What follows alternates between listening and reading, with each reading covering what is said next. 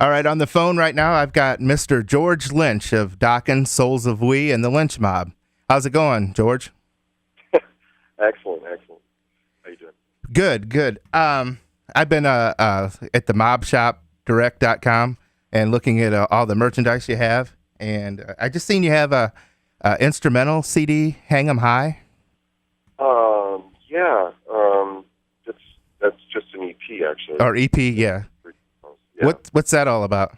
In the process of like working on new material for unknown projects, I sort of just come up with miscellaneous stuff that I like, but I don't have any place to put it. Right, right. So trying to create a home for it. So I kind of have these leftover instrumental tracks, and I thought it might be interesting to put it out there, just kind of bundle them up together. They're just sitting on your hard drives. You put a lot of work into them, and you think they're cool, and figured somebody might be interested in hearing it. So. Right. I just received a video from you from the Souls of Wee, the Skeleton Keys video. But, that was very cool. That was very cool. Thank you. Yeah, we're actually we sort of sent it out preemptively. It really wasn't finished, but so you got you'll have the rare collector's version. Oh, cool. I love the voice of I'll probably butcher this, London Legrand. Is that his name? Perfect. Yeah. From Brides of Destruction. He's got I love his voice. He's got a modern sound, but yet back to the old days too. Yeah, he's really unique, which I think counts for something. Sound like anybody else. So. Right. And he isn't like anybody else. Right. And his own personality. So yeah, he's great. Yeah, I have a question for you. I've always wanted to ask you, and I used to be a huge Dokken fan, of course. And when I was a kid, I used to read in magazines that George never wanted Don to play guitar in the band, but yet when I see like the Lynch Mob, well, not the Lynch Mob, but Souls of Wee, you have two guitar players. Right. Was there ever a problem in the day? No, that isn't really exactly true. I mean, I felt that for that band, we were better served with having, Don concentrate on vocals and having a. Right. I was just curious because kind of set up. And the reason being is, the tricky thing with two guitars is that the styles, really have to match. Like, right. Priest has their thing, and Maiden has their thing, and Ben Wizzy has their thing, and the guitar players complement each other and they work together. Well, Don and I really didn't.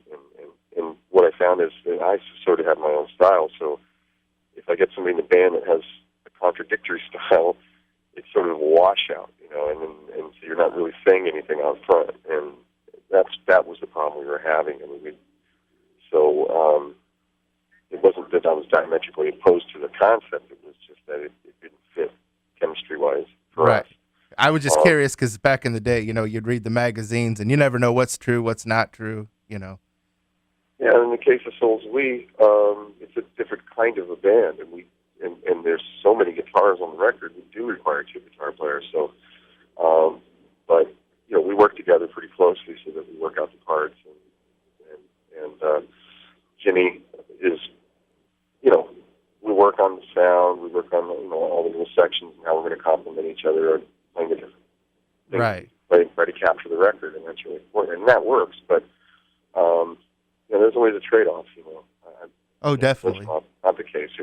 Right. I can understand that. I'm just kind of curious because I've always, wondered. I thought, well, I've always seen George play with other guitar players, but why was there a problem with Don? And I didn't realize that was what it is. And thank you for explaining that. Also, if this style was like Warren D. Martini or something where we complimented each other, it would have been freaking awesome. But right. I also looked on your mobshopdirect.com, and I've looked at your Zoom G26 Mr. Scary pedal, and right. I'm a novice guitar player. What would that give me some of the tone that you get, or is that what does that do? Well, I mean, you can create your own sounds as well too. Starting with those existing sounds. And when I do some programming for like kids that are students in the dojo, my online guitar school, and so you can start with any of those 20 presets, and you can just mix and match or change parameters endlessly and come up with all your own stuff and save them as any other digital pedal. But yeah, there's basic lead sounds of like the first few that come up, and yeah, I think we pretty much captured what I would consider the lead tone that's the most conducive to just shredding and just being kind of fearless. Right. So I think for that tone we digitized. We went into a studio and went to tape and we used best mic pre's, old Eve mic pre's and compressors, and then RE. So we used the Royer 121 mics, 57s, old cabinets, Echoplex, old Phase 90. I forget what overdrive we used. I think an old Tube Screamer, and the 68 Plexi with the Tiger guitar, and that's pretty much my standard soloing rig, and that's what we captured. And it's just a fun box, man. I mean, it's just you just I probably fool will around and it just sort of gives you ideas, where maybe you weren't so inspired, you put this thing in and it's like, wow, this is so fun. Oh, you'll write a part. Right. Are you still into weightlifting? I backed way off. Not so much. I mean, I toned it down quite a bit. It was getting a little ridiculous. Well, I noticed that when like even when I started lifting weights years ago, that it constricts my playing a little bit because it kind of tightens the arms, where I'm not quite as limber as I was when I didn't lift. Did you notice that? Oh, it's definitely true. I mean, without a doubt, there was negative effects to all that stress, repeated.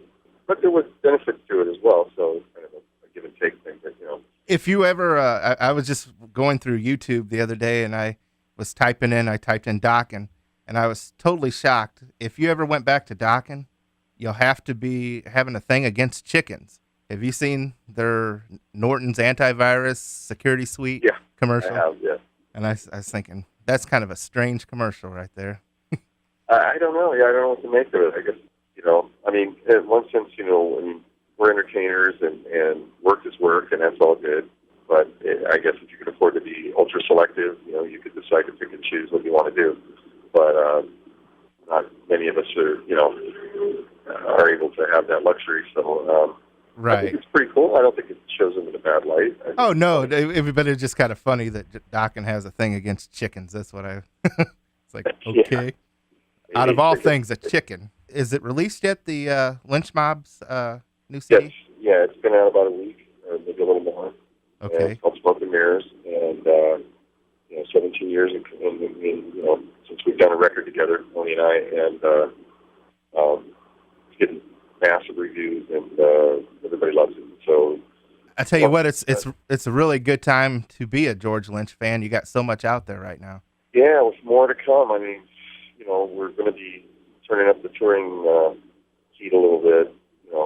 At the end of this year, we're going out with Dokken actually for 2 shows, and then next year we're going to South America, and Mexico, and then I'm sure hitting pretty hard in the spring and the summer. So, did you go to?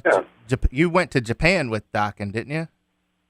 Yeah. Well, right. We both did Loud Park, and it was a 2-day festival. It was about 20,000 people. It was. Judas Priest, I think, was headlining one night. Slayer or Zombie was headlining the second night.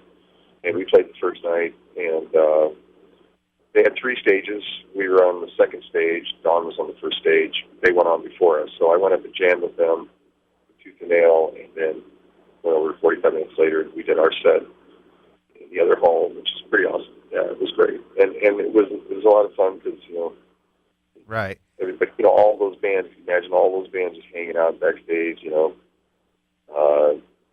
the press room and so forth. It was all watching each other. It was great. It was a good time. Now, I still call, without you and Jeff Dokken, I call it the Dokken Band. It's not Dokken to me. It's Dokken. They can call it what they want, but the music's good. I like it, but it's Dokken. Yeah. Well, it's just they try to attempt to recreate the old formula, which they do a good job of. But creating something with other people is. I think their guitar player's name's Barry, and he sounds John. Oh, John, that's right, John Levine or something like that. Yeah. he does a pretty good job trying to imitate you. I mean, Yeah, no, he does me better than me. but it's not George. Yeah, I'm sure a certain percentage of the audience doesn't even realize what's going on. The true Dokken Yeah, fans but know. the problem with that is how do you go forward? It's different people and be genuine. I think that would be hard to do. I mean, I don't know. It's quite possible that we would get together as the original band and it would be something entirely different than we would expect it to be, because we're all so much older now, and who knows what we would create. It certainly wouldn't be 80s style, I don't think. I mean, unless we really put our focus recreating something that we who we were 20 years ago. I mean, it would be kind of hard to all of a sudden go back to the attack mode. Yeah. Right. When I don't fight that way anymore. Well, I think the CD you came out with Dokken, the Japan import that I got when you guys first got back together, I paid $50 for it, by the way. But I'm sorry. Oh, that's okay. But anyway, it was a modern sound. It really wasn't the classic Dokken sound to me.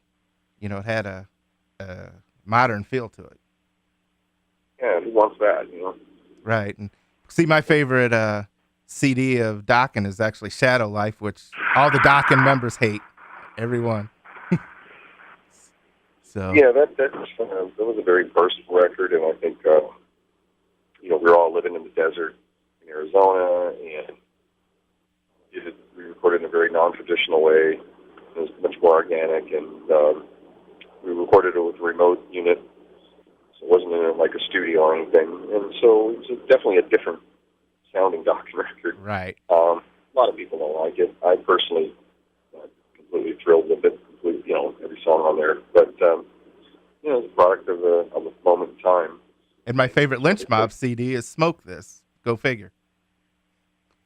Well, I mean, should have never called that Lynch Mob. That was not anything to do with Lynch Mob. That was, but that was the label insisting on me using that name so they could create awareness and hopefully sell more records. Right. Well, I always say smart from their marketing standpoint, but not smart for me. For people expecting, me and Oni or something, and they're expecting Wicked Sensation, and then they get some rap metal thing. Right. But I do stand by that record. I love it.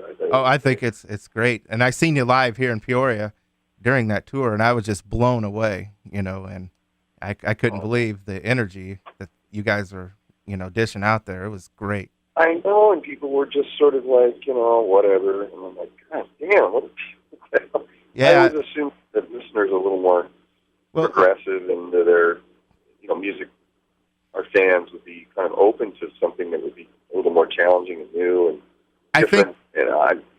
Whatever.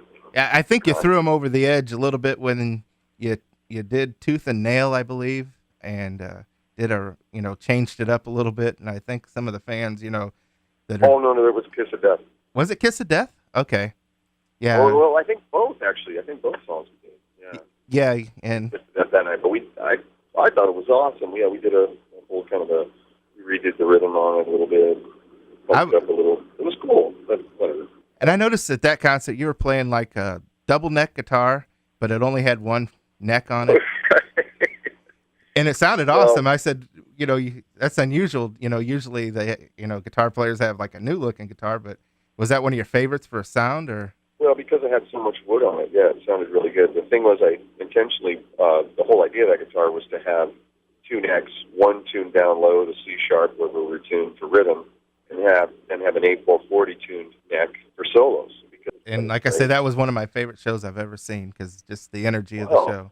Oh, thank you so much. I was totally blown away. And well, we're gonna have to start wrapping this up, but the new Souls of We, I would recommend anybody to go out and get. It rocks. The new Lynch Mob, it rocks. And if you really are a George Lynch fan and you want to get a bunch of his merchandise, go to mobshopdirect.com because there's all kinds of stuff. You can get guitar picks, whatever you want. Wow, that's a whole bunch of plugs in one sentence.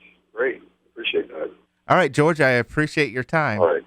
Hey, I appreciate it, too. Thank you so much. Thank you. We'll see you on the road.